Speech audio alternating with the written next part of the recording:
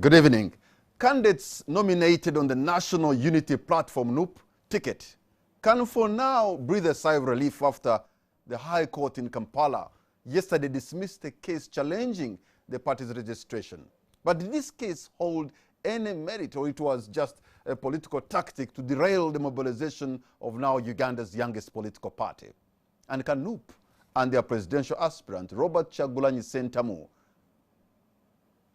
capitalize on this victory to win the trust of the voters in the 2021 general elections? Tonight we host Asuman Basalirwa, president of Jema Party, and Evelyn Anite, state minister for finance in charge of investment.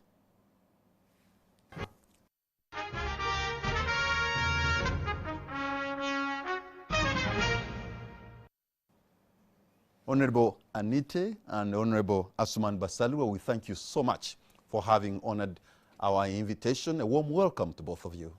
Thank you very much. Thank you very much, Patrick. We had hoped also to host the Honorable Medad Segona, but due to some unavoidable circumstances, he could not be here. But the two of you, the spotlight of our country is on you tonight, and I'm excited to have a discussion with you. Honorable Anite, since you are seated close to me, let me begin with you. I always, and outside of what I did as an intro, I always knew you as a political titan of Koboko. And actually, even at one point you said so. But the primaries showed us something different. Did we maybe have an inflated opinion about your capital politically in that area? I thought I should remove this mask so that I can be able to speak freely. First of all, good evening, viewers. And thank you very much, Patrick, for inviting me for this on the spot. Yes, you've asked the question that has put me on the spot. But it's okay. So the answer I'll give to you is yes, I am a mobilizer for the national resistance movement, not only for Koboko, but for the country. And I do the mobilization with passion. So what happened in Koboko, if I wanted to fight, I would really fight, but I chose the path of peace because what I saw that was happening in Koboko was something, a game that I don't like to play, a game of violence, fighting, and abuse.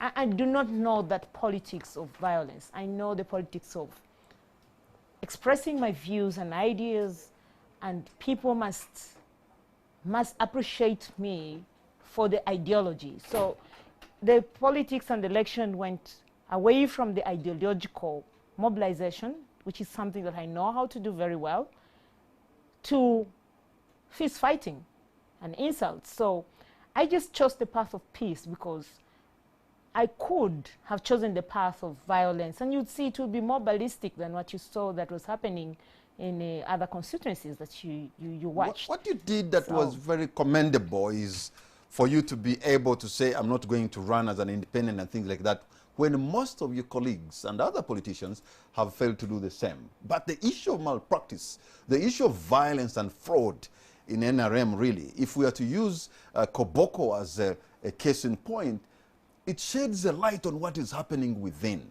and that violence within. And we're wondering, for those who are going into a general election, are we not hoping for too much to think that you're going to get into the election and then violence and fraud and all that practice won't even manifest itself in a general election, if it can manifest itself in a family politics of NRM? NRM is a mass party. It's a composition of everyone who believes and confesses but that is mass NRM. Party that got messy. And it is very unfortunate that they did not stick to the ideology of NRM.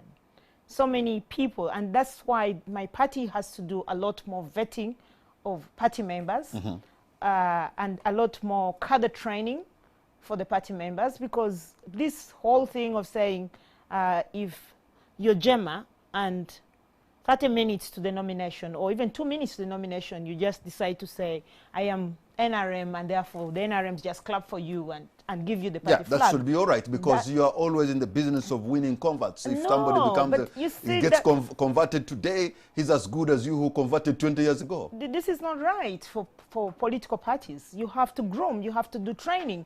And that's why people who would come with the ideology of JEMA to NRM, I don't know the ideology of JEMA, I'm yet to understand from my good friend here, but those who are in NRM stands on very clear principles. Nationalism, that means you're not going to, Pan-Africanism, you're not going to be sectarian. Even for those who are Christians, even the Bible says that beware, even the prostitutes can enter heaven before you. If somebody has converted today... That's an assumption. No prostitute is going to enter heaven before you. If he converts today truly from her heart, she's as good as the bishop who has been in the same for many decades, because at that time you are weighed at the same level. That's what I think. So if you have converted to NRM today, you are as good as the person who converted 30 years ago, because you have agreed to the principles and ideals of the party, and you should be at the same level. That's why I say, just from the biblical perspective, not everyone who says, Lord, Lord, will enter the kingdom of God. And that's why not everyone who says, I am NRM is actually NRM. That's very different from the previous analogy. And that's why I'm giving you, the Bible is very vast. And that's why I'm telling you, you quoted another part, and I'm telling you, not everyone who says, Lord, Lord, will enter the kingdom of God. And not everyone who says, I'm NRM, is actually NRM. So they are not, Some of them just come to NRM because of opportunistic I didn't want to shed a light on what happened in Koboko, but because I'm having a chance of seeing you here so don't for worry the very about first what time. happened in Koboko. What happened in Koboko is in the past. But just within your neighborhood, or Nebanite, within your neighborhood, in Arua, there was a political novice who is even going through unopposed. And you, a giant mobilizer just in the neighborhood, you're falling, almost annihilated in the primaries. So is that at a personal level, personal failure? Or this is the NRM also... problems of the NRM that made you lose? Let me tell you something, Patrick. I wouldn't really want to discuss the past, because I am past that. It is, for me, it's all in the past. I love the current state I'm in. I am free to mobilize for my presidential candidate without having to be worried about myself as Anita, because I am a national mobilizer and I love to mobilize. For me, it is the party chairman whom I really feel must win more than myself winning the seat, because it's okay. For him, he has to win. And we need cadres, we need mobilizers, and it's giving me an opportunity to do that. Now, back to the Koboko issue that you really want me to discuss. Although I don't really want to discuss, because I feel it's so small. I'm not asking any more question of Koboko. Don't ask me about Koboko, because it's a constituency of 52,000. We're done with Koboko. President Museveni. Honorable Evelyn, we're done with Koboko. Thank you. It's too small. Honorable Basalirwa, I'm sure you are a JEMA party president, but you are also leaning so much to NUP, people power, and I've actually seen you sometime even with the beret. Now, with this case over, I'm sure you must have breathed a sigh of relief. All your friends in NUP and even in JEMA that now is inclined towards NUP. You first put the record straight. NUP is an independent political party. JEMA is also an independent political party. We are in the process of formalizing our cooperation to have a memorandum of understanding. And maybe sometime next week or thereabout, we should be able to have a formal document to cement our cooperation. So I think the record should be very clear, should be very straight, that these are two distinct political parties, but working together. Obviously, I will be supporting the Honorable Robert Kyagulanyi for the presidency. That is something we undertook a long time ago. But this is what I'm exactly talking, that you are inclined to working together with NUP. And I have also pointed out in my introduction that you are a JEMA party president, Honorable Basalirwa. When you use the word incline, you create an impression. You have heard of independents inclined to leaning to. That's the impression you create. But I thought I would just put that into perspective. But back to no, the people power movement, if my recollection is right, was actually more or less born in Bujiri. Yes, and but the people power movement gave us NUP. I don't know why you just want to disassociate with something that is more or less. Actually, we are all people power, because Okay. you see, people power is this umbrella that brings everybody together.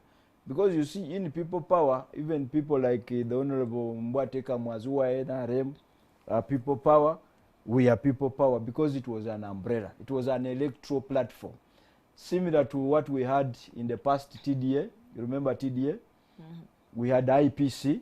So that was people power. And I think for purposes of history, each time we go to elections, there is always an electoral platform that brings us together. So this time round, we were coalescing around people power platform. So we are all people power. And you are right. This entire concept of people power has a lot of origin in Bujiri. Because you see, in Bujiri, the by-election, my poster had the slogan, Abantu na Amani. In Lusoga, Abantu na Amani actually means people power. So that's where the concept begins, and it metamorphoses into a very big movement, and now NUP. In fact, if you even go back to African National Congress, it had a saying in Zulu, which was meaning that the power is for us. Amandala, Uwetu. The power is for us. I didn't know you know Zulu. Anyway. I studied in South Africa, but I have to confess you are better than me. Well, I should tell you that I worked in a radio station called the Kaya in Johannesburg, in Rosebank, for some time. But anyway, you must have breathed a sigh of relief. No, there is no doubt about it. Because you see, Patrick, being in court, I am a lawyer. And each time you go to court and you're expecting judgment, you can only equate that situation to a lady expecting a baby. The labor, going through labor pains, is in the theater about to give birth. Or a student going to sit final exams, PROE, UCE, USCE, that anxiety, that feeling of what do you expect? Then ultimately, if the best comes out of that process, definitely you are relieved. So nobody should tell you that they are not relieved from this situation. It was a very tense moment because it had a lot of ramifications, especially on the political future of the individuals in NUP. It had very many political ramifications. So for me, I really want to share the joy with my colleagues in the National Unity Platform. I think it was a very good ruling. It brought out so many aspects, and I think I know a lot of discomfort internally that was going on because of what was happening in court. They were not very sure of what to do. Even the mobilization, the kind of activities to engage with, were somehow hampered by the fact that they were not sure of what to do. The other day, my brother, the Honorable Robert Chagulanyi, was saying that there are actually some people who declined to contest on the NUP ticket simply because they were not sure of the outcome of the court process. So you now understand the effect, the court has had on NUP as a political party. So it is true. There was a lot of anxiety, and the fact that they came out victorious definitely gives them a very big relief. You are a lawyer and a member of parliament. Your job is also to make laws. I am sure now that one shows that in Uganda, there's a rule of law. In Uganda, you can seek redress to courts of law and you get your justice.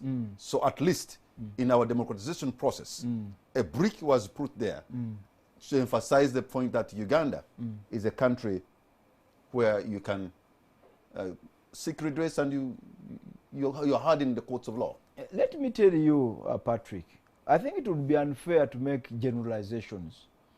I know some people who have been to court and they have come out, disappointed. But I'm also aware of people who have been to court and they have come out very excited and satisfied. Today, I read a tweet by my brother, the Honorable Matthias Impuga. He said he went to immigration and received the services very quickly. He was saying the staff there are very professional. And I commented on his tweet. I said, I have also been to passport office. I got a passport in hours. I went, I explained my scenario. And he was saying that in this country, there are departments and there are people who are really patriotic, who put Uganda above, you know, everything. So even in the court systems, you are going to find processes, you are going to go to court, and you'll get the justice from there. But I'm also aware that there are people who have gone to court and have been disappointed. Patrick, you know of so many people who complain of delayed judgments, of corruption, of sometimes arrogance, and the like. So for me, as an office of court, first of all, I am a firm believer. I have firm belief in the rule of law.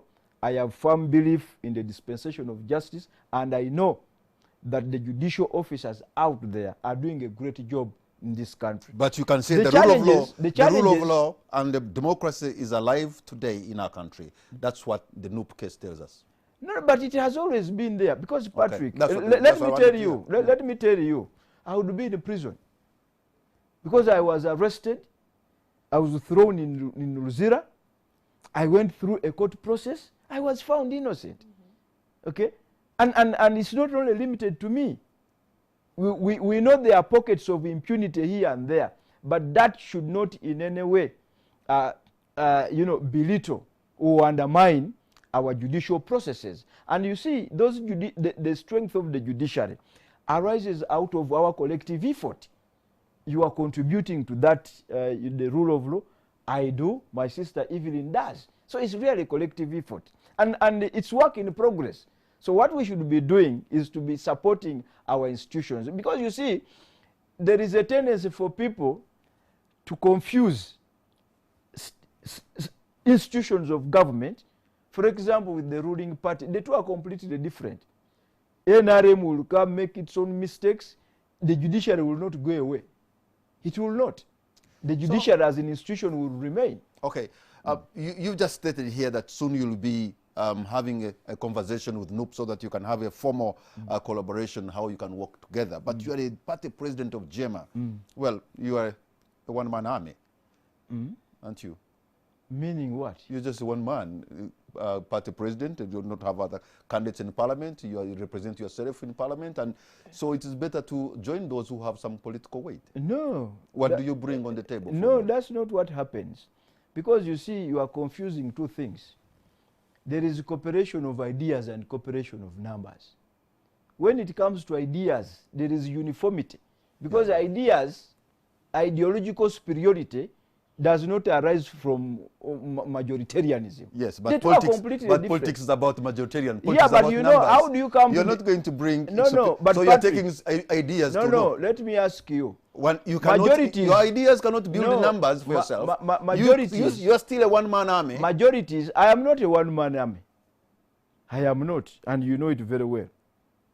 Unless you are limiting the discussion to parliament. But if you cared to broaden, you'll discover I'm not a one-man's army. I have councillors, I have LC5 chairpersons. But when you look at it from a narrow sense of parliament, maybe you could say so. But I am beyond that. So I really think that you need to broaden the discussion and see it from a very bigger perspective. And you see, what we are trying to do is not unique. It's not new. In 2011, we were in IPC. You remember very well. In 2016, we were in TDA. You remember very well. So the idea of cooperation, and by the way, we've been proposing that we need to build a consensus as opposition or as forces of change. There's need to have consensus, even if it is minimum consensus on certain aspects. We may not agree on every aspect, but we need to have minimum consensus. If I come back to Honorable Evelyn Anite, really, I just want to know the numbers. For example, how many, because now those are your colleagues, how many members of candidates who have been nominated on Noop ticket and maybe on JEMA ticket who want to go to parliament? Look, my findings are that maybe you have gone to as much as half of the members of parliament, maybe about 200 something. Remember, we're going to have 500 plus members of parliament. Only half. I'll speak for Jema. Jema, we have nominated 37 for parliament. Nope, the latest information I got, if I'm not mistaken, the figure was around 400 something, if I'm not mistaken. So I really, and given the fact that the challenges they are going through, and also the other political parties have also nominated. So I really think that the opposition has tried, in the circumstances, to ensure that almost all elective positions at the level of parliament have been being contested. Well, I'm going to cross-check with my producer, but they don't reach 400. No, they are 400 something. And by the way, when we look into the LOC5 chairpersons, the number is very low, and the LOC3 sub-county chairpersons, and these, you know, every person on the ticket is not only campaigning for themselves, but they're also campaigning for their candidate. And they already have 6 unopposed members of parliament who are going to, you know, that start alone gives them a head start. It's so huge. So tomorrow, when they beat you, like they have done before, I think you should know that you are starting is already shaky. I know the ground, you may say, is not leveled, but no one is going to level the ground for you. No, but you see, Patrick, do you know what it takes for a person to say is contesting on an opposition ticket in this country? you know what it takes? First of all, the law is skewed. You have to first resign if you are in employment, in public employment. I'm talking to you this here. is what I'm saying. Yeah, you are just you are a living example of somebody who wins. Yes. On a position ticket. Yes, yes, so, but you see, what I'm saying is that if Evelyn resigned their position to go and contest, there is a high possibility that even if she doesn't go through, she could become another DC or an ambassador. But imagine if somebody is there, they have decided to resign, they have gone to contest, they have not gone through, and they have contested on an opposition ticket. And if they have the papers, they can become it's not easy. They can become ministers. They are competent, but you see, it's not very easy. You know, when you say becoming another DC, Honorable Evelyn Anita is saying hallelujah, because it happens. She has an example. The representative of the president. No, there is no problem. So Patrick, representative of the president in the whole district. No, Patrick. First of all, for some good reason, Evelyn is saying hallelujah. No, but I mean, Patrick, first of all, my job is too small. Yes, well, can become another DC or anything else, or an ambassador or anything else. There's no problem. But you see, Patrick, what you need to tell our viewers, and what you also know, that it's not very easy for a Ugandan out there to take a personal decision to say is going to vie for a position on an opposition ticket. Okay. It takes a lot of sacrifice. It takes a lot of commitment, because you don't know what we go through. People have lost business. People have lost opportunities. People have, you know, the sacrifices are so enormous because of the structure of our politics. Okay, Honorable Evelyn Anite, you know, considering what he's saying, why does NRM make it so hard, sometimes even go beyond the laws of our country, to make it so hard for people to just oppose them, you know, choose the path they want to take? Just the other day, yesterday, when young boys were trying to celebrate the party victory, even march to Mengo, they were tear gassed at Melago, they were tear gassed in Wandiga, they were tear gassed in Mengo. Why can't just, you know, the freedom of expression and assembly be allowed, so that the people like Basalirwa and Noop can go beyond Kampala and other places and grow their numbers? But you see, first of all, Asman here was in the constituency where I grew up from, all the way from Bujiri, came to Arua, and was mobilizing in Arua. That is how NRM gives him the freedom that does not ring fence him to only mobilize in Bujiri. So you're just telling a lie when Asman here is a living testimony that he went to West Nile and mobilized. And I want to tell you that NRM does not tie anyone's hands. But maybe I shouldn't start there. I should start by congratulating Honorable Chaglani for being a beneficiary of the democracy that NRM fought for, that the NRM government now, Chaglani can testify that is not a party or that controls all the systems, including the judiciary, as he has always thought and said and confessed by himself. Now he can make a different confession that actually there's justice you can get in this country. That's not justice, Honorable Evelyn, when he's beaten to the pulp in Arua. That's not justice, Honorable Evelyn. No, when guns are put in his bed, in his hotel room, and they are claiming those are his, when he's facing a charge of treason. He's not going to say now to sing Kumbaya because of the case of he just won. No, today. he's celebrating. He's in a celebration mood. So he should actually take away that lie that guns were put in his hotel room by some other NRM people. No. That's not right. Here you've had, for us, we're still on the point of the victory of Noob from courts of law in Uganda under the leadership of the National Resistance Movement, that you can get justice regardless of your political party. So it's very wrong of you to say that NRM has made it very difficult for anyone to celebrate. Second point, Asman, my very good honorable friend here, and my Muko, by the way, is in parliament under the NRM government. I mean, NRM is the government in power, but has not made it very difficult for him to become a member of parliament. That's why he's a member of parliament today, even when NRM is there. So don't tell me that it is difficult. He's won. He won his elections. Him coming to parliament, somebody had to be shot dead in Bugiri in the campaign. That's what we call making it. If somebody lost a life in the by-election in Bugiri, you see, that is the unfortunate That is not thing. coming in parliament That is not NRM making it a problem. You're saying NRM in power, controlling the state of affairs. I am telling you, in his by-election, bullets were fired in Bugiri. Do you know how many people were killed? Do you know how many bullets were fired in the last NRM primary elections?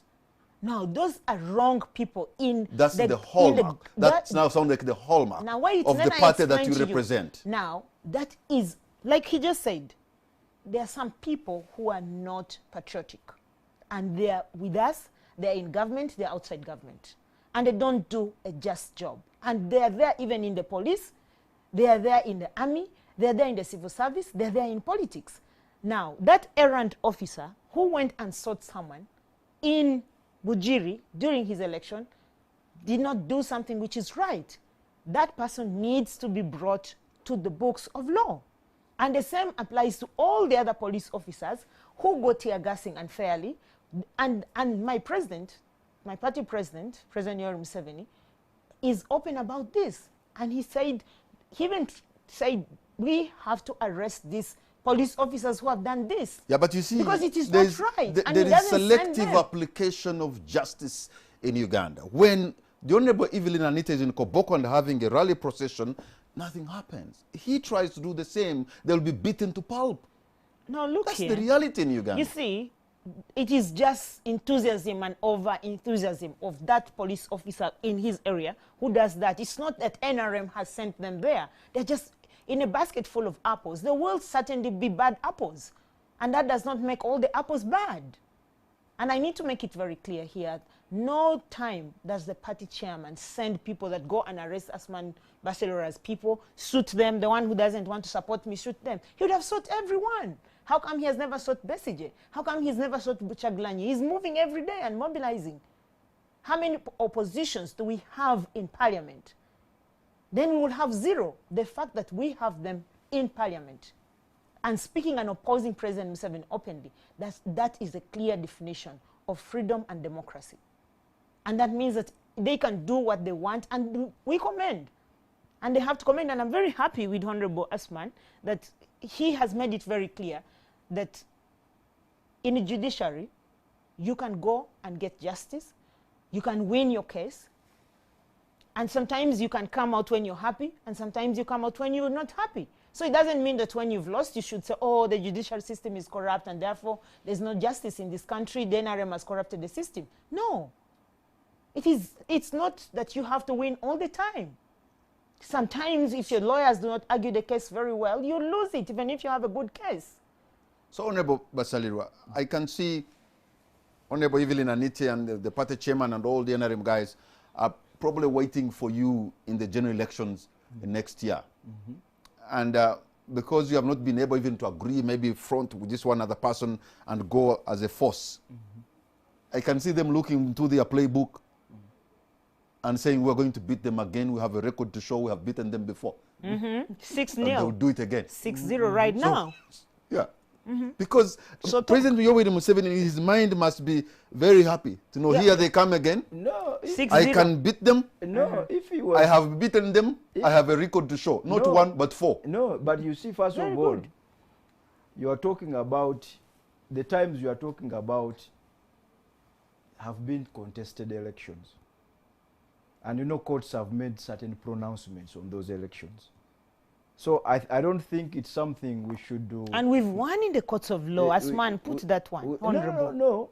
What I'm saying is that they are contested elections, and the courts have made some pronouncements, and some of the pronouncements have even not been respected. So I don't think because you see, Patrick, where the courts are acknowledging that there was violence, for example, but it was not such a level that it could lead to overturning an election. You cannot really be very proud of such a process.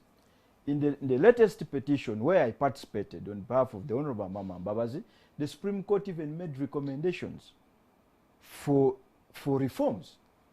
When we were in Parliament, government brought reforms that did not even conform to the recommendations of the Supreme Court. I remember in the Legal and Parliamentary Affairs Committee asking my good friend, Donald Mwesugwarukutana, I said, we are with you in the Supreme Court.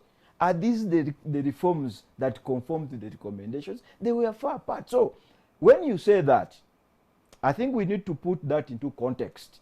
Which kind of election, which kind of victory do we want to be proud of? Is it a victory that has been contested? Is it a victory that the Supreme Court has questioned, although it has not overturned? So coming to the discussion, we have no problem with the NRM or Mr. Museveni winning. There is no problem about it. But the point is that let him win in accordance with the law.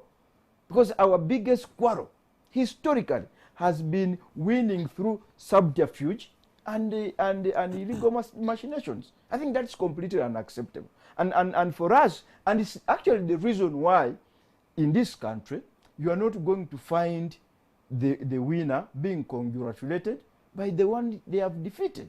Because simply because, well, if 2016 is anything to go by, you know that the Forum for Democratic Change, which is the biggest opposition political party that is now, had about only 38 members of parliament. In fact, the independent members of parliament are many more. Really, in a parliament of almost 400 people. Yes. And you only have 38. Yes. Really, do you want to tell me that with your 38 people, when NRM has almost 400, yes, and then that you carried the day? No, and I'm talking But about... by the way, if you had carried the day, how would you even have governed? No, Patrick, I am talking about the quality of the election that leads to the 38 by the biggest opposition party and to the more than 300 by the NRM or the ruling party. Now, you did ask, you were talking about how opposition people win election. The other day, Dr. Semuju was saying that it is true in some constituencies we manage to win, but it's as if we are going to war. If an opposition candidate, what it takes for an opposition candidate to win an election, the kind of effort, yes, the kind of... Ask the people of Zimbabwe. There was no even opposition towards war. This is what it is. The ground is never level. Ask Musharure and ask but Kaguta. you see, Patrick, you should not be... Sodo. You should not be, propagating that kind of argument. Because you see, you are going to create an impression that it is okay to win unfairly. So when you continue saying the ground is never leveled, the point we are talking about is what is the position of the law. Whatever we discuss, let's not forget that. It is okay for anybody to lose an election as long as it is done in accordance with the law. But the point we are making all over again and again is that the law is not being followed. Okay, so people are just taking advantage of the situation and getting victory. Is that really what we should be? Okay, I'll be asking Honorable Evelyn Anite whether she believes what you're saying right now. But no, of course we're not. going in to advance, take, no. Honorable Basaliwa, Honorable Anite, we are going to take a break. I will be right back.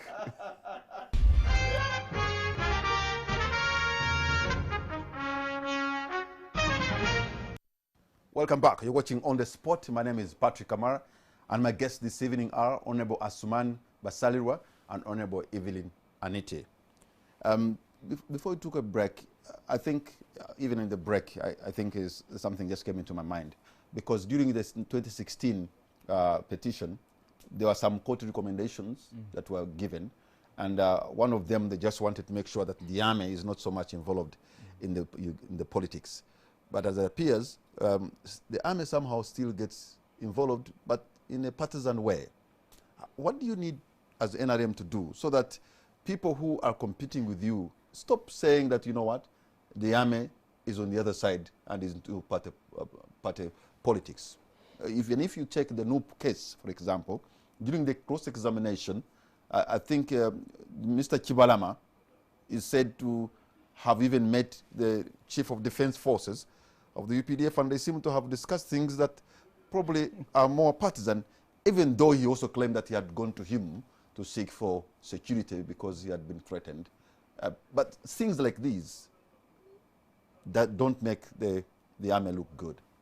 Yeah, maybe before I go to the army, I need to first address the points that Honorable Asman raised here about trying to insinuate that my president has never won fairly for the 4 rounds that he has gone for elections.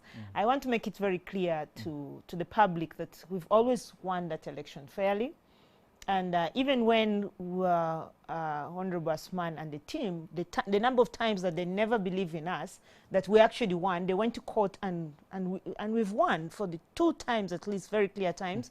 The recent one was with JPAM, John Patrick Amambabazi, who was one of us, of course, and is still now one of us. And when he contested against President Museveni, and he did not think that President Museveni won the race fairly, he went to court, and then the court provided justice. And being a lawyer, if he didn't believe that actually he won, the courts were very fair and gave a right judgment, he would have appealed. And you saw he did not appeal that case. And Asman, therefore, this is a clear evidence that we've always won fairly. Indeed, we have the numbers. We're a mass party and you are not. You're a Bujiri, Kampala party. You also have the Maje. No, I'm going to the Maje case. Hey. Now, now, I just want to make it very clear to you that we've won. So the record has to be clear that we've always won. And we are preparing to win the next election. I can't say that we've won, but we are preparing, from the look of things, that we have 6 unopposed members of parliament. And my good friend here has 0 unopposed. It's a sign that we've won. We are going to win you. And I want to make it clear, we will win you because we've even already won 6-0 for starters. Now, back to the case of Maje. 6 love. So let's go to the case of that's clear. That's not exciting, Honorable Basalirwa. But that's the truth. You know, he has now, he's speechless. That's why he's laughing, because he knows we've won. Truly, you see, for parliament, first of all, there are 2 things that you need to have. You need to have the parliament on your side, if you're a president, and then you need to have yourself to win the rest. So the NRM party clearly is on the steady path of winning more members of parliament in the House and winning the rest. First of all, in those constituencies where we've come unopposed, Honorable Asman, you'll just agree with me. That means that NRM is a very strong party in that constituency. That means the presidential candidate who is actually the chairman of the National Resistance Movement will win in those constituencies. So you count those ones out. So from just now, just know, you will not win in those constituencies for beginning. 6, you will not win. That is 1. 2, generally, we're a mass party. We're the only political party that has filled 600 flag bearers. 600 for members of parliament. You're talking about 37. So you just can't even, there's no way you can start competing with us. 600 versus 37. How do you even start competing? Just know in those places, and then bring the ones who are standing independent, and they make it clear that they're NRM leaning. Because clearly I had a discussion with them, and I'm like, okay, fine. You feel that you are cheated in the primary elections, and that's why you're going independent. You think that you'll get justice there. Now you've gone independent. Will you ask your voters to support President Museveni? The answer has been an emphatic yes. So, Asman, the ground is not leveled. This is democracy. Just accept that it is not leveled. We are going to win. President Museveni will win. In any case, please, even this association you're doing, don't do the association with people power. I bet, now that you've told us today that people power is actually a word that was coined from your constituency, come and associate with NRM. Because one day you're going to ask them to stop using your slogan. Because people power is actually yours. You made people power. They did not make you. And you're more powerful than people power. That I know. For sure, I know you're more powerful than Honorable Chagulanyi. But away from that, now to answer the question you just asked me about, I mean, I just like his brain. He has the brain. That's why I'm commending him. And I'm asking him that the right party for him to belong to is actually National Resistance Movement as opposed to JEMA. And I know he's JEMA NRM leaning. The whole party president? I mean, his actions oftentimes speaks to NRM. And his association with NRM really makes him a better person than associating with JEMA. And if you continue, but I'm not mobilizing, but I'm telling you the truth. On this very show, are you trying to convert really? But that is what I know about him. So about the question of what he has just said about the army. The Constitution is very clear about the role of the army. And again, our Constitution gives 10 positions for the army to have representation in Parliament, not for them to be partisan. Oftentimes, we tend to mistake to think that they are for NRM. And when I say that we have the Majay, and I love that word because I just learned the Luganda word because I don't speak Luganda. And I just asked someone, oh, how do they call the men in uniform, police and the army? How do they call them? They told me they call them Majay. Hey, actually, I thought you meant Maggie or the eggs. Well, I don't know. Whatever it is, okay. Everyone has their own interpretation of it. But the role of the army is well defined in the Constitution to defend the sovereignty of our country. That is the role of the UPDF. So that is what they should do, defend the sovereignty of our country. The issue of law and order, as you know, is for the police. So in some cases, the army have got, you think that they have involved themselves in the politics because a spouse of the army is in the rest. With all respect, when you first made that statement, Honorable Evelyn Anite, it was not in respect of the territorial integrity of Uganda. It was in respect of defending your party. No. It wasn't actually in defense. That's how it was understood. It was on self-defense. It was on defense against the likes of Honorable Namboze, Honorable not Samuju, Honorable... How does the army come in to defend you against... No, because they were sending, Honorable Namboze was sending death threats messages of threatening death to us, the members of NRM who were in support of the amendment of the Constitution. That's still a police issue, just report it. That's why I asked, how do you call these guys in uniform? And I said, they told me in Luganda they call it Majay. And I realized that I was speaking to an audience that speak more Luganda than English, and I wanted to say the word in Luganda, and they told me it is Majay, and I said it's Majay. Now, it was up to your imagination to give that word Majay to police or give it to the army. But I simply said it that the protection... You know it is not convincing. No, it is up to you. It's up to you because I'm really here to say what I believe in. And this is my belief, and that's what I said. And that is because at the time, all of us were receiving death threats on our phones. And we needed to defend ourselves.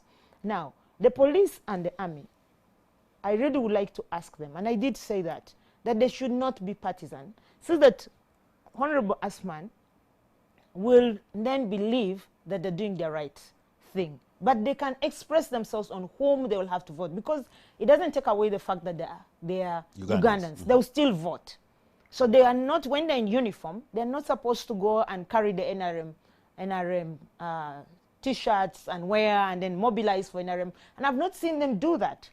I've not seen them do that, at least for the time that I have been around. I've not seen them wear the party uniform and go and mobilize. So they're not partisan. But sometimes their spouses or themselves resign from their positions and come to contest in the NRM ticket. So you think that they're partisan because now in Kazo, you're having a wife to a soldier contesting in that race. So you're going to say, oh, she's partisan or he's partisan because the wife is standing. No. The wife has her own right. In her own right, she can stand and contest. And if the husband comes to mobilize, he will not mobilize in uniform, but he can mobilize as a civilian. So that you'll see it happening. But not to be brutal, beating Ugandans as NRM from the chairman of the party, he's not condoned it. He says, do not beat civilians. Do not shoot at civilians, regardless of their political parties. Because let me tell you, Honorable Asman here is a member of JEMA. I am an NRM. He's not only a member, he's a party president of JEMA. But that does not take away the fact that he's a Ugandan and I'm a Ugandan, and we outside those political sphere are friends. But, so we will laugh, and that means we should not be violent. You've heard of a grouping called Kalangala Action Plan that was always headed by Major Roland Kakoza Mutali, who was a serving military officer, but clearly, you know, supporting the NRM. No. There are many cases of men in uniform who have come out to support the NRM during elections. No, they come on their own and the right. NRM as a party, your strength really is not because you are a political party. Your strength is because you have fused in with the state. You're using state infrastructure. That's there are many true. cases where RDCs have been seen campaigning for the NRM, or district internal security officers, or sub-county internal security officers. But you see, these are public servants. We don't ask them to do that. We have a structure. We have our mobilizers. You don't ask, them to do that. We have a clear but they are working for you. Structure. They have been seen to work for you. It is their personal decision, not NRM inviting them to mobilize. Go to NRM Secretariat. You'll find NRM mobilizers, and none of them is an RDC, none of them is a police officer, none of them is a military so officer. So when they choose to involve in partisan politics, does it not concern you? They do not write to us that they're now going to. Does that concern you? In every do you accept that is wrong? What they're doing is wrong. They are not supposed to involve themselves in the party. And when they do that, does that make the ground level and fair for people to only understand? They don't do it in our eyes. We oftentimes do not know that they're actually mobilizing for us, because for us, we have our mobilizers from the village level up to the national level. And we have elected mobilizers. For instance, we have 5 NRM village committee. We mobilize, we elect them. Then in every parish, we have got a chairman. In the sub-county, we've got a chairman. We have a structure. Okay. If all the NRM members, mobilizers come together, the elected one, we are 15,000. So we do not need the army. For the few of you who have managed to beat the system, the NRM juggernaut, that you have been able to wrestle to the ground in Bugiri, why don't you replicate that somewhere else? No, before I get to that, let me correct some misrepresentations that my sister has made. One is on the issue of the Supreme Court. In a presidential election petition, incidentally, it is both the first and last court. So even if you are dissatisfied with the outcome of the Supreme Court decision, you have nowhere to go. Maybe you can only wait to appeal to God eventually when the world comes to an end. That's one. Number 2, is the patronizing and the politics of the rat. I call it politics of the rat. You know, the rat will bite your feet, then blow some air, so that at the end of it all, you don't realize it is actually feasting on your feet.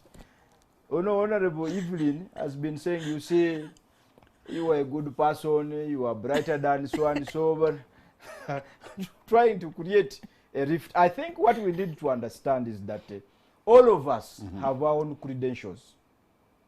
I have my own credentials. Honorable Anita has her own credentials. The Honorable Robert Chagulanyi has his own credentials. Number two, you cannot take away the fact that, for example, a person like Honorable Kyagulanyi has built his politics systematically. When you trace from his music as an artist, he has been singing issues that resonate with the ordinary person, as if he was preparing for the future. So it's not a person you are going to take very lightly. And obviously, I know there is a problem in this country. This country wants to glorify certain professions. I know it's a problem. If you're a lawyer, they say, you see, Basari is a lawyer, is therefore great. You know, Kamara is an engineer, is great. There is a tendency in this country to think that artists are incapable of doing anything. In my view, it's a very wrong notion. Ability has nothing to do with your profession. Ability is functional. It is not determined by tribe. Who is doubting his ability? No, I am saying this because I get, the impression being created around the personality. When he says, you see, you are brighter than Kyagulanyi, which is true, accept. It is a deliberate statement made trying to undermine the Honorable Robert Kyagulanyi and, create an impression that perhaps people around him should be the ones in the lead. But you see, every one of us have their own reasons why they joined politics, and they have an agenda.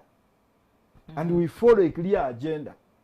And I think each of us is following that path. So that patronizing and, the rat politics kind of talk that the Honorable Evelyn raises, I think it needs to be clarified.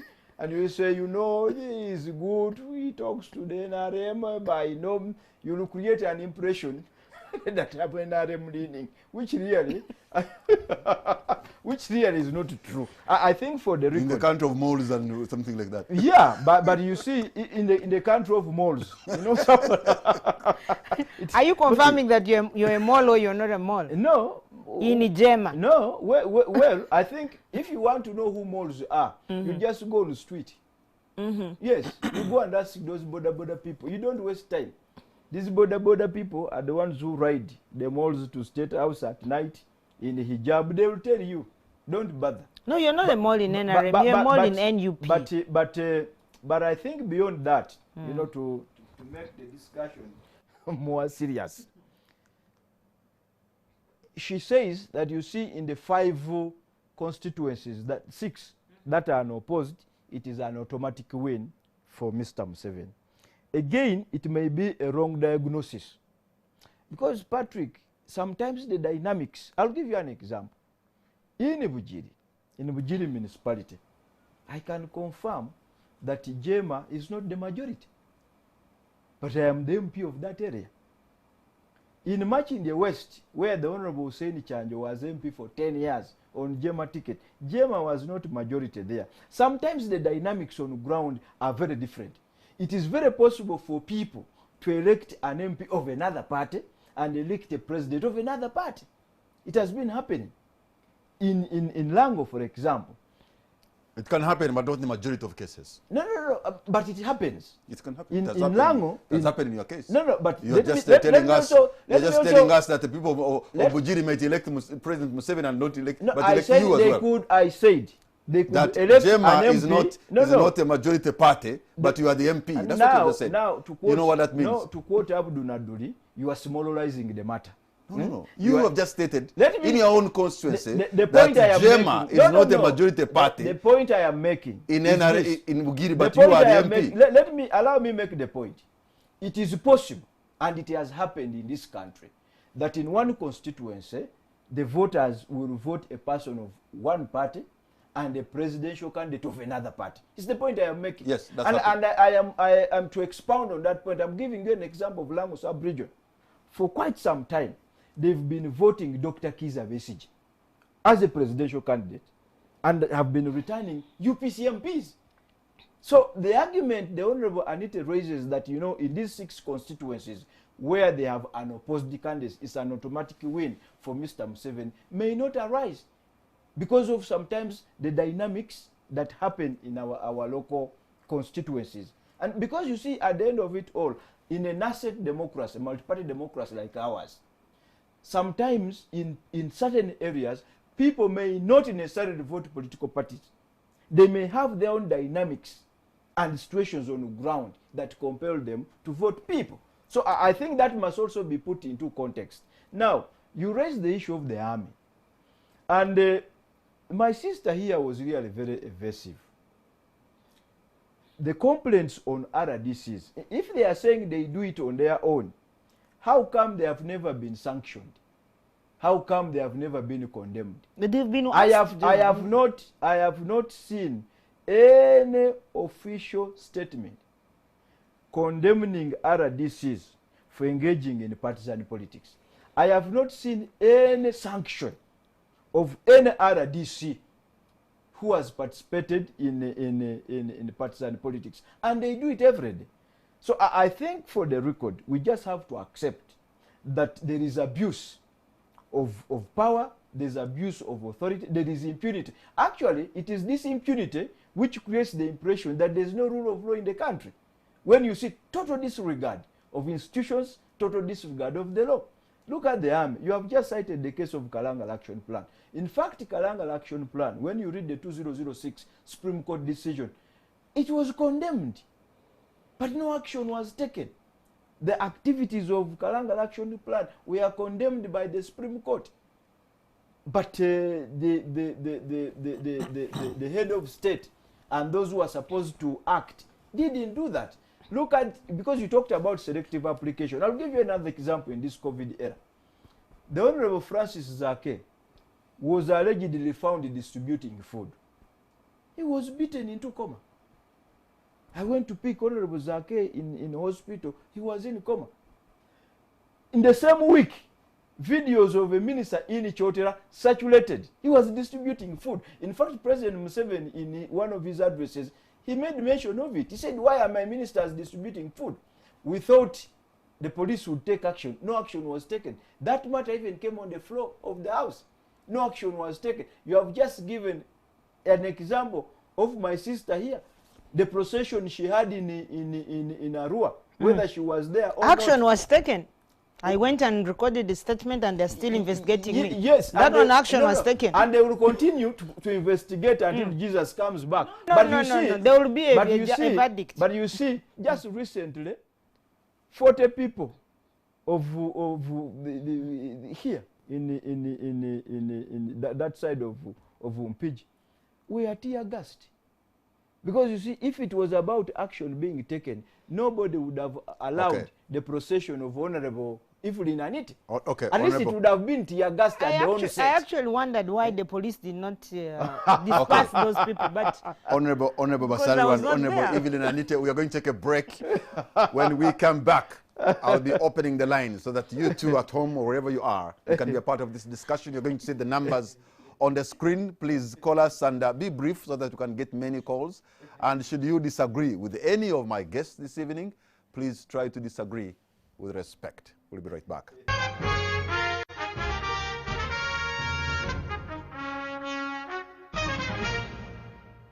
Welcome back. You're watching On the Spot. My name is Patrick Kamara, and my guests this evening are Honorable Evelyn Anite and Honorable Asuman Basalirwa.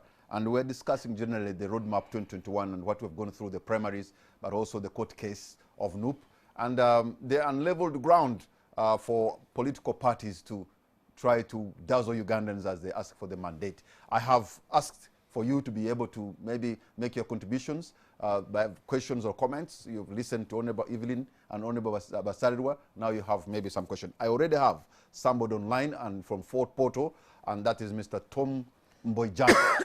Tom Mbojana, can you hear me? Yes, I can hear you. All right, go right ahead, sir, and be very brief what you wanted to say. Okay. Hello? Yes, go right ahead, Tom. Yeah, this is Tom Mbojana. I'm calling from Fort Portal. I'm glad you have hosted the honor. She was quoted of talking about Majay, NRM. Yes. Sometime back. And I seem to concur with her. It was, you're having 10 army MPs, they still carry on their national resistance ranks because they are resistant officers and they are still serving officers. Whereas Article 208 talks of the army being subordinate civilian authority. And this one also contravenes one of the Constitution, which talks of equality and freedom from discrimination. How come an organ which is having 100,000 people is having, whereas the youth who are 25 million and whatnot are having only 5 MPs. How do you explain that one? Okay. Thank you so much, Mr. Tomu Mboijana. And first of all, you're saying that the army shouldn't get into partisan politics, but also when they get there, only 100,000 UPDF, members of the UPDF, are represented by 5 people. And yet majority of the youth are underrepresented. Well, Honorable Anita is going to respond to that, but let me also take some more callers, and then they can respond at once. I have another caller online. Hello. Yes, please, Mr. Kamara. Good evening, sir. What's your name and where are you calling from? This is Chiwewa Ahmad, and I'm calling from Report. Chiwewa Ahmad, you're on air, sir. Yes, please. I want to thank Mr. Asman for tiding Mr. Takwani. Okay. Yes, please. But the question to the Minister Anita. Yes. I heard that she lost in the last primary. Where is she going after the election? Okay. Thank you so much. Why should she go anywhere? Where is she going? Okay, but you'll respond to that. Let me try to pick some other calls. I have a call online. Hello. Looks like we have comms challenges with that line, and we're going to pick another call. Hello. Yes, sir. Good evening, sir. What's your name? Okay. I'm called Saula Kasim. Kasim. Yes, aspiring councillor LC Neva. Okay. Yes, I'm calling from Pombana right now. I would like to thank Honorable Vasaliwa for the presentation and how he has expressed the issues concerning the country at large. Okay. And also, I would like to send this message to Minister Anike. Yes. That besides the COVID-19, the other stuff they're hiding, the issues of they're using the issues of COVID as a exploitation to balance their election. That if at all there is an imbalance in the campaign, they will cause more chaos to the Ugandans.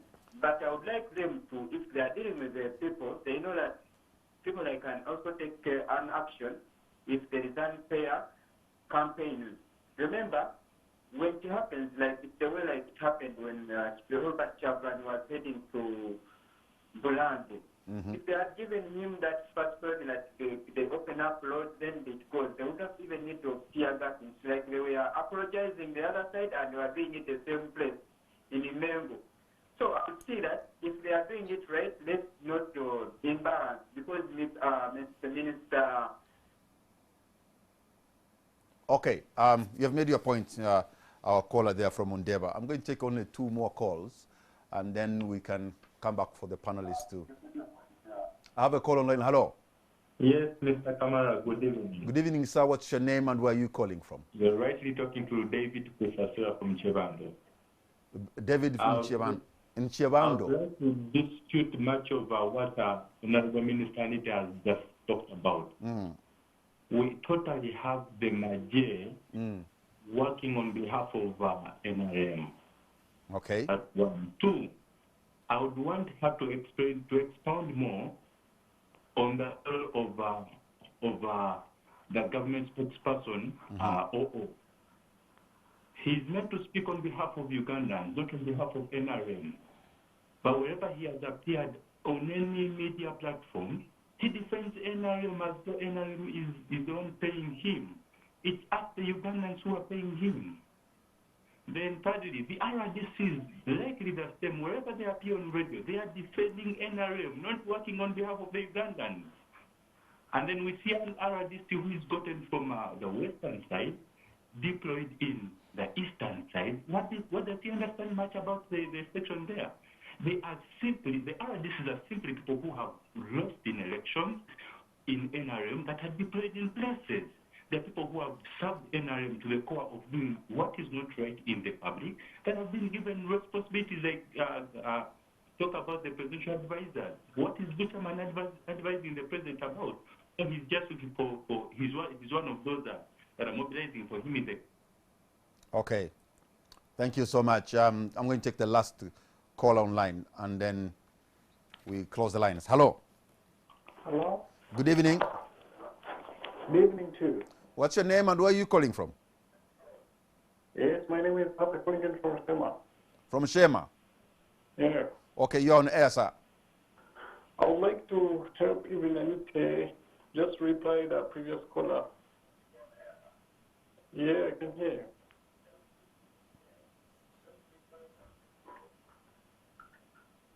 you. Is complaining about the RDCs. But RDCs, he needs to know that those RDCs, All right, sorry. We've got some comms challenges on that line to Shema. We have the last caller online. Hello. Hello.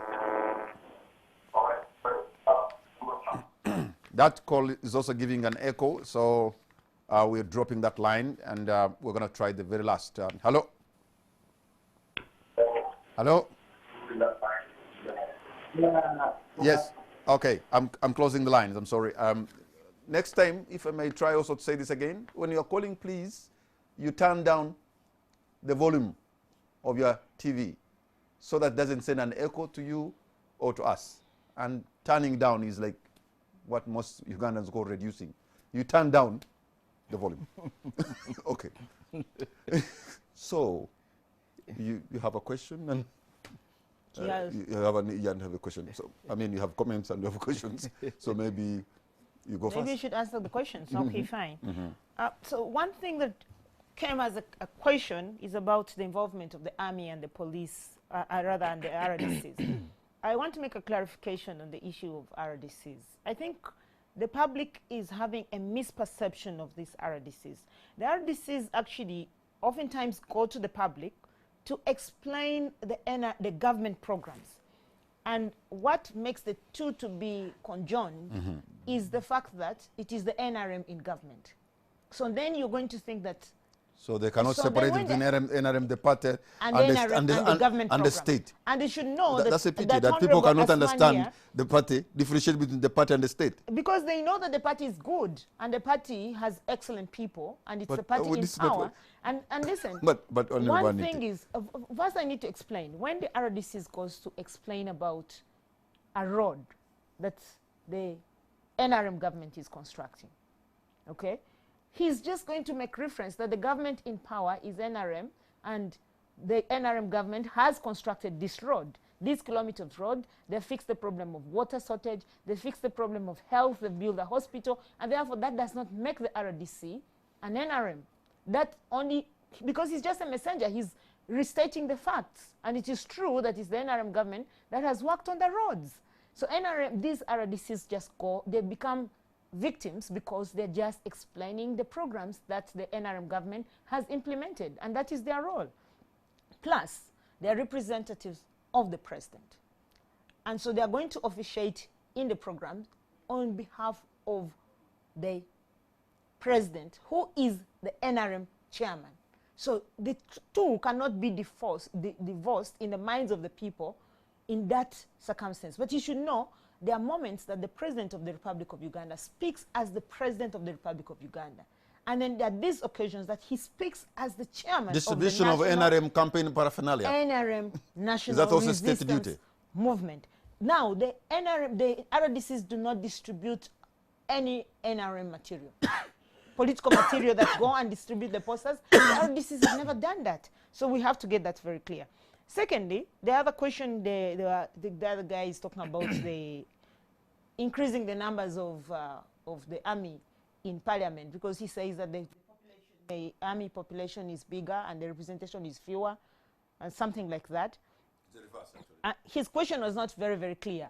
Is it the reverse? How did you understand There from are his question? 100,000 UPDF strong, and they have members of parliament, 5 of them. In fact, these constituencies... 10 of them. No, 10. I think he meant that how come the youths, Have 5. who are the majority, Yes. have 5. About 25 million. Yes. Yes. And UPDF Which are 100,000 has 10. Yeah. That is an issue that When it Asman, shouldn't even be in parliament. that is an issue that Honorable Asman here, my good friend, and myself, as legislators who make the law, have to address. And we know where to do that. We don't do it in the media, we do it in the floor of the House. So do you want to propose a motion? No, we move a actually- motion no, and... But do you agree with Mr. Tomumbai Jana no, in it's an Fort issue of debate. That shouldn't be the case. It is an issue of debate. We just can't take whether I can agree or not agree, because we have to get both sides But of the he has a point. He has a point. He does have a point. Okay. That is true. As a representative of the young people, former representative of the young people, he does have a point. The young people are the majority. That is not in dispute.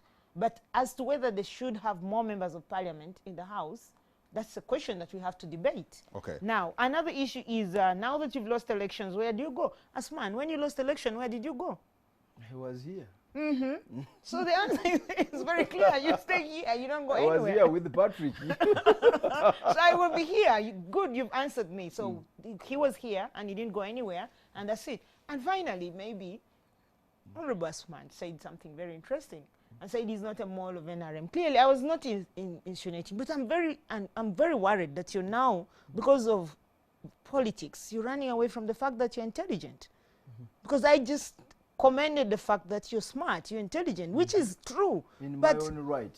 in your own right, and so I expected you to be clapping for that, but now you're running away and saying, no, the musician is more intelligent than myself. Don't make I did say don't that. make a comparison. And then I wasn't comparing, I simply commended you. Uh-huh. And then I said you're intelligent, now you're saying, oh, you see, don't say that the musician is not intelligent. I've not said he's not intelligent. I simply said you're smart. And indeed you're intelligent, unless you're telling me you don't feel like that. And secondly, and I also think you guys finally, have a background. no, not a background. We need to. The final issue is, I don't think that Asman is a mole in NRM. He isn't. Certainly, he's not. But he is a mole in NUP. Why do I say this? He has 37 NUP parliamentary candidates. But he's telling the NUP, guys, look here, I am supporting you for presidency. He's just trying to. Okay. So you want me to support who? You know who. Okay. Honorable, our time is almost out. Honorable Sumani, your concluding remarks. No, on the issue of the army, first of all, it is our position that the army has no business in parliament. In fact, in the constitutional amendment bill that the opposition has tabled before parliament, we have proposed that the army should no longer be a group to be represented in parliament. That is our position. Okay. Number two, on the issue of the RDCs, I think Honorable Anite is just not being, fair to the audience. The kind of work that the RDCs are doing in the various districts goes beyond their constitutional mandate. As a matter of fact, in most of these districts, or in some, not most, in some of the districts, they have taken over the structures of the NRM. They are more visible and more active in terms of participation and selling the NRM ideas. So, and I think that's where the problem is, and that needs to be really clarified. Okay. Their mandate, they should stick to their mandate, Yes. because they are NRM structures, and we really need to know what to do. And probably an issue that I should have asked, should on the political party financing, should the fund be shared according to representation in parliament or registered parties, in your view? No, but the law has two provisions.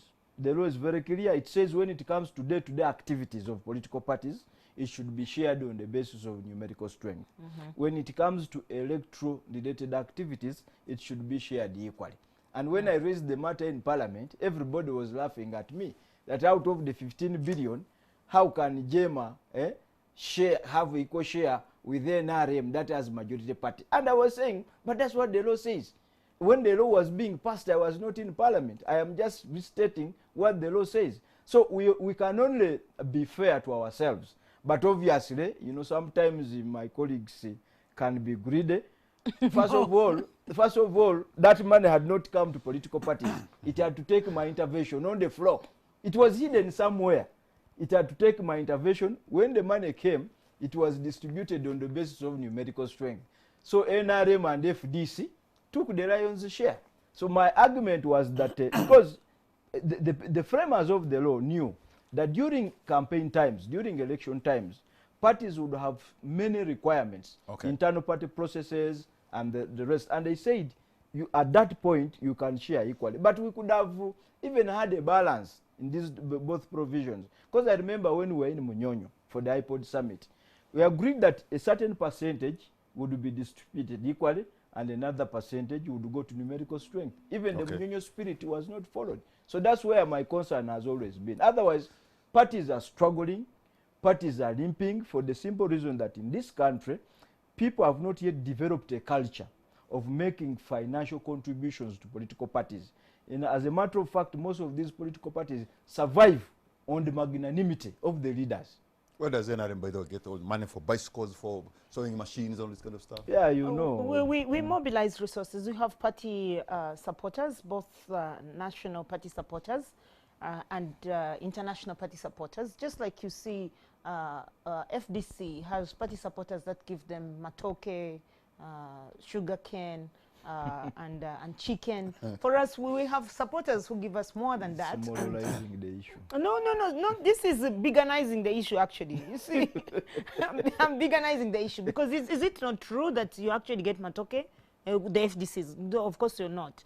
I saw at least Besige receiving that. But NRM, just to answer you, we have national supporters who have deep pockets in their own right.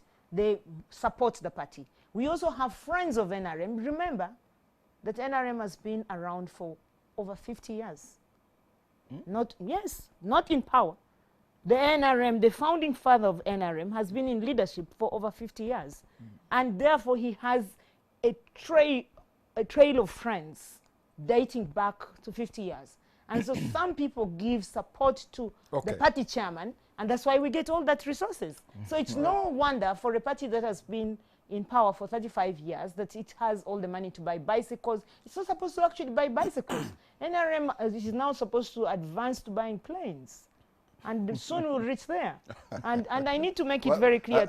And then on the political party, Honorable Asman here makes a very valid point. I associate with the point of first sharing according to numerical strength. And then the part B of Article 14 of the Political Parties and Organizations Act, which now talks about the second point that he brings, that during election, they should have another money, additional money. The way he just explained that, and then they give it for all the political parties equally. I agree with him, and the only point of departure that I have with him is that when it is then election year, this distribution of the money should not be only for those members, the political parties who are having representation in parliament. It should be for all the political parties that have offered themselves to run as members of parliament. They have candidates at parliamentary level, have candidates at council level, and have candidates at presidential level. So that money should be divided equally because it's an election year for all the political parties. In any case, that money is drawn from the same coffers of the taxpayers of Uganda. So there should not be a variation in which political party should get, because that political party that is outside of parliament is struggling to go inside parliament. So if you're talking about leveling the ground and dividing this money equally, I think that all the political parties should be in position to share from this money. Although the law that government brought was very exclusive on that, they were focusing on only political parties with representation in parliament. But I think we should open up the discussion, because I know that today you are in parliament, tomorrow you are not there. That's so true. if we are to build the capacity of political parties, then we could look at them from you know, even those outside parliament, and we can discuss that aspect. All right. But the Munyonyo protocol is not something that we have to abide by, because for us as citizens of this country, we have to look at the law, and what you discuss in parliament is, it takes the day, not those things that you discuss in Munyonyo, in your corridors. I know maybe the machinations that you played to get it. They actually say they should get 35 billion. No, bring it in public, because these are the people who pay all not members of IPOD. Not all political parties actually subscribe to IPOD. Okay, we have come to the end of tonight's show. I want to thank you, Honorable Evelyn Anite. I want to thank you, Honorable Asman Basaliru, and I want to thank you, the viewers, for your great company. We know we belong to the family called Uganda. Uganda is our home. And I suppose in this election, in our time, let us try to make sure we keep our home intact. Let us not just be swayed by people and we end up destroying our own home. Be your brother's keeper and be your sister's keeper, because Uganda is going to be here even longer after us, all of us have gone. So we have a responsibility to put a building block of peace, of development, of harmony, of keeping our diversity. And also let's remember that coronavirus is real. So it is important to social distance when possible, to wash your hands when possible, and yes, to pull out our masks when we're moving and wear them, because that's the only way science has told us we can be able to fight the pandemic. Good night and God bless Uganda.